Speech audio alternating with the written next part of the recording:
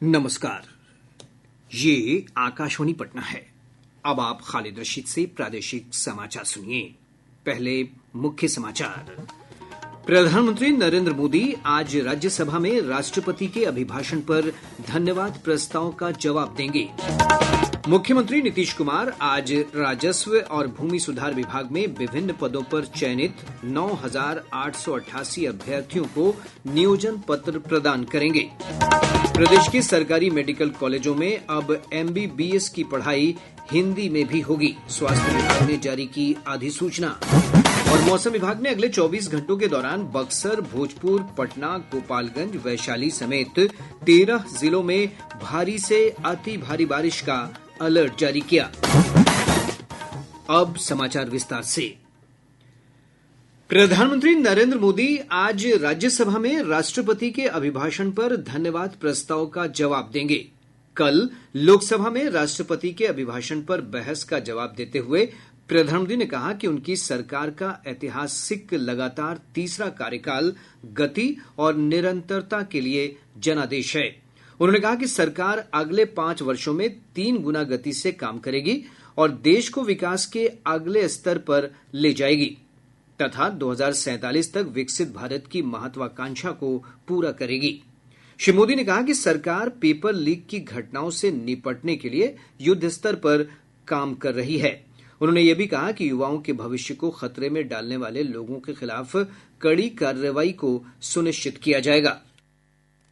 सरकार ऐसी घटनाओं को रोकने के लिए अत्यंत गंभीर है और युद्ध स्तर पर हम अपनी जिम्मेवारियों को पूरा करने के लिए कदम उठा रहे हैं। नीट के मामले में पूरे देश में लगातार गिरफ्तारियां की जा रही है।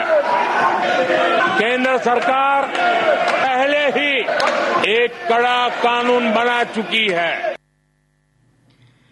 प्रधानमंत्री के जवाब के बाद लोकसभा की कार्यवाही अनिश्चितकाल के लिए स्थगित कर दी गई। अध्यक्ष ओम बिरला ने कहा कि सत्र के दौरान सदन में 103% कार्य हुआ।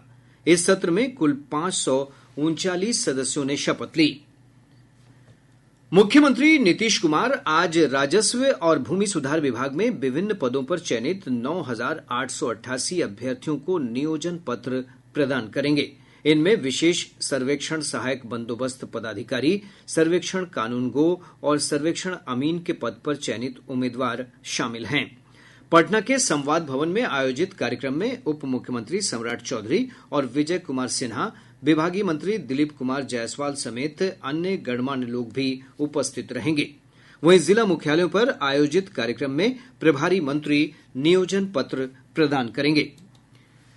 प्रदेश के सरकारी मेडिकल कॉलेजों में अब हिंदी में भी पढ़ाई होगी। स्वास्थ्य मंत्री मंगल पांडेय ने बताया कि स्वास्थ्य विभाग ने मेडिकल कॉलेज अस्पतालों में मेडिकल पाठ्यक्रम MBBS की पढ़ाई हिंदी माध्यम से कराने की व्यवस्था प्रभावी कर दी है। श्री पांडेय ने बताया कि छात्रों के सामने विकल्प होगा कि वे अपनी इच्छा अनुसार हिंदी या अंग्रेजी में पढ़ाई कर सकते हैं। स्वास्थ्य विभाग ने इस संबंध में आदेश जारी कर दिया है। स्वास्थ्य मंत्री ने बताया कि राष्ट्रीय आयुर्विज्ञान आयोग नई दिल्ली के निर्धारित पाठ्यक्रम के अनुरूप नीट UG परीक्षा 2024 में उत्तीर्ण छात्र छात्राओं के लिए इसी सत्र से हिंदी में MBBS पाठ्यक्रम राज्य में लागू होगा। श्री पांडेय ने कहा कि मध्य प्रदेश के बाद बिहार देश का दूसरा राज्य बन गया है जहां मेडिकल कॉलेज में MBBS के छात्रों को हिंदी में भी पढ़ाई करने का विकल्प मिलेगा। उन्होंने कहा कि locally relevant and globally competent doctors बनाने में ये मॉडल काफी लाभदायक होगा। राज्य सरकार शिक्षकों के स्थानांतरण और पदस्थापन के लिए नई नीति बनाएगी। इसके लिए शिक्षा सचिव की अध्यक्षता में 4 सदस्यीय उच्च स्तरीय समिति गठित की गई है। यह समिति 15 दिनों के अंदर अपने सुझाव सरकार को देगी। शिक्षा विभाग के निदेशक प्रशासन सह अपर सचिव सुबोध कुमार चौधरी ने इस संबंध में अधिसूचना जारी की है। बिहार शिक्षा परियोजना परिषद के परियोजना निदेशक, प्राथमिक शिक्षा निदेशक और माध्यमिक शिक्षा निदेशक समिति के सदस्य बनाए गए हैं। ये समिति अनुकंपा नियुक्ति और अवकाश तालिका पर भी सुझाव देगी। भारतीय जनता पार्टी ने राष्ट्रीय लोक मोर्चा प्रमुख और पूर्व केंद्रीय मंत्री उपेंद्र कुशवाहा को बिहार से राज्यसभा के लिए एनडीए उम्मीदवार के रूप में नामित करने का फैसला किया है। पार्टी के प्रदेश अध्यक्ष और उप मुख्यमंत्री सम्राट चौधरी ने पटना में पत्रकारों को यह जानकारी दी। राज्यसभा के 2 सदस्य भाजपा के विवेक ठाकुर और राष्ट्रीय जनता दल की मीसा भारती के लोकसभा चुनाव में जीत के बाद राज्यसभा की ये 2 सीटें खाली हुई हैं। श्री कुशवाहा त्रिकोणीय मुकाबले में बिहार की काराकाट लोकसभा सीट से चुनाव हार गए थे। पेंशन और पेंशनभोगी कल्याण विभाग पारिवारिक पेंशन से संबंधित शिकायतों के निस्तारण के लिए इस माह एक विशेष अभियान चला रहा है। विभाग में संयुक्त सचिव ध्रुव ज्योति सेनगुप्ता ने आकाशवाणी समाचार के साथ बातचीत में कहा कि पेंशन से संबंधित कुल शिकायतों में 20% से अधिक शिकायतें पारिवारिक पेंशन से जुड़ी होती हैं। उन्होंने कहा कि अभियान के दौरान पारिवारिक पेंशन से जुड़ी शिकायतों का निस्तारण किया जाएगा। अगर आप कुटुंब पेंशन भोगी हैं और आपका कोई भी शिकायत है तो आप आइदर हमारे टोल फ्री नंबर जो 1800111960 है उस पर आप शनिवार और रविवार छोड़कर आप किसी भी वीकडेज में सुबह 9:30 से शाम के 5 बजे तक आप अपना शिकायत दर्ज करा सकते हैं। इसके अलावा pgportal.gov.in/pension/ इस पर आप जाएं और इस साइट पर आप अपना शिकायत दर्ज करा सकते हैं। उत्तर प्रदेश के हाथरस जिले में एक धार्मिक समागम में मची भगदड़ में 116 लोगों की मौत हो गई। ये भगदड़ कल सिकंदरा राव तहसील के फुलराई गांव में कथावाचक भोले बाबा के सत्संग के दौरान हुई। अधिकारियों ने बताया कि भगदड़ तब मची जब कार्यक्रम खत्म होने के बाद श्रद्धालुओं ने भोले बाबा की एक झलक पाने की कोशिश की। राष्ट्रपति द्रौपदी मुर्मू, प्रधानमंत्री नरेंद्र मोदी, राज्यपाल राजेंद्र विश्वनाथ आर्लेकर और मुख्यमंत्री नीतीश कुमार ने इस घटना पर गहरा दुख व्यक्त किया है। प्रादेशिक समाचार आप आकाशवाणी पटना से सुन रहे हैं। ताजा समाचारों के लिए आप हमारे एक्स हैंडल AIRnews_पटना पर जा सकते हैं। मानसून की सक्रियता से राजधानी पटना समेत प्रदेश के अधिकतर हिस्सों में बारिश का सिलसिला जारी है। मौसम विभाग से प्राप्त जानकारी के अनुसार पिछले 24 घंटों के दौरान राज्य के उत्तर पश्चिम भाग में कई स्थानों पर बहुत भारी बारिश रिकॉर्ड की गई।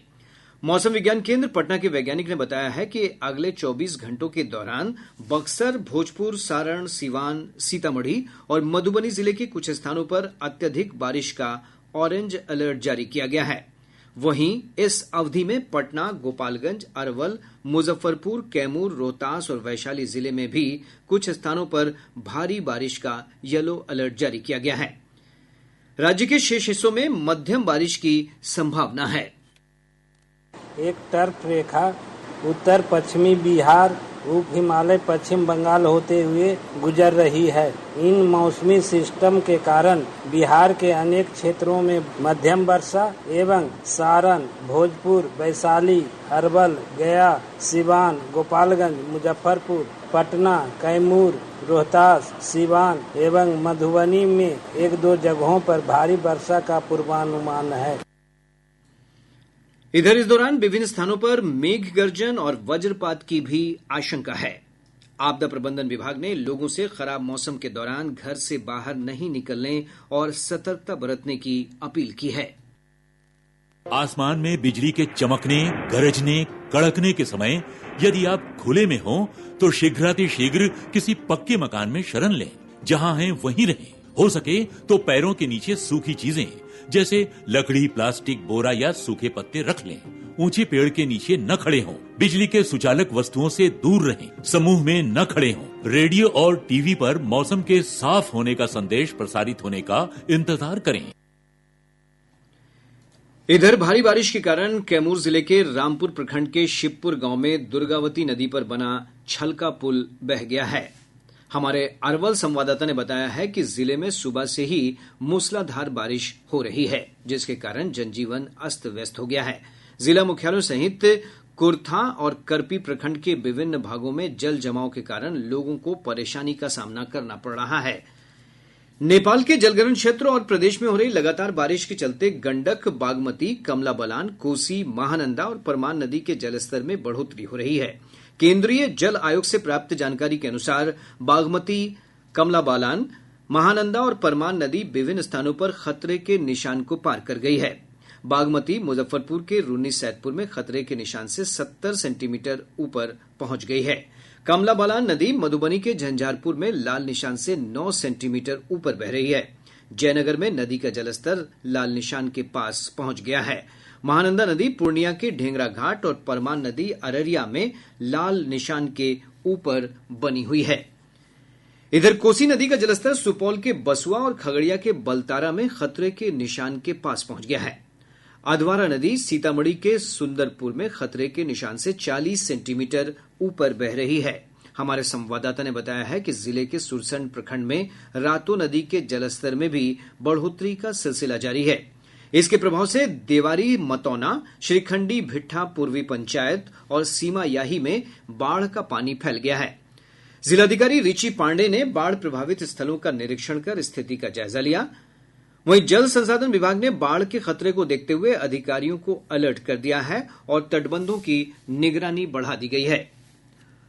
मुजफ्फरपुर के औराई और कुर्नी प्रखंड के जन वितरण प्रणाली के 6 दुकानदारों पर खाद्यान्न की कालाबाजारी के मामले में प्राथमिकी दर्ज कराई गई है। अरवल जिले के सदर अस्पताल के एक भाग में शॉर्ट सर्किट की वजह से आग लग गई। अस्पताल प्रबंधक ललन सिंह ने बताया कि इस घटना में कंप्यूटर, एसी और फर्नीचर सहित कई सामान जलकर नष्ट हो गए। औरंगाबाद के नगर भवन में सैनिक कल्याण विभाग की ओर से एक शाम शहीदों के नाम कार्यक्रम आयोजित किया गया। उप विकास आयुक्त अभेंद्र मोहन सिंह ने कार्यक्रम का उद्घाटन करते हुए शहीदों के त्याग और बलिदान को याद किया। अब पटना से प्रकाशित प्रमुख समाचार पत्रों की सुर्खियां। आज के सभी समाचार पत्रों ने उत्तर प्रदेश के हाथरस में सत्संग के दौरान हुई भगदड़ में 116 लोगों की मौत की खबर को प्रमुखता से प्रकाशित किया है। हिन्दुस्तान ने इस खबर का शीर्षक लगाया है, हाथरस में हाहाकार, सत्संग के बाद भगदड़, 116 मरे। दैनिक जागरण ने नीट यूजी पेपर लीक मामले पर लिखा है, नालंदा में रॉकी के ठिकाने पर सीबीआई ने मारा छापा। दैनिक भास्कर ने राष्ट्रपति के अभिभाषण पर लोकसभा में प्रधानमंत्री नरेंद्र मोदी के जवाब का शीर्षक लगाया है, कांग्रेस के मुंह झूठ लगा, हिंदुओं पर झूठे आरोप की साजिश।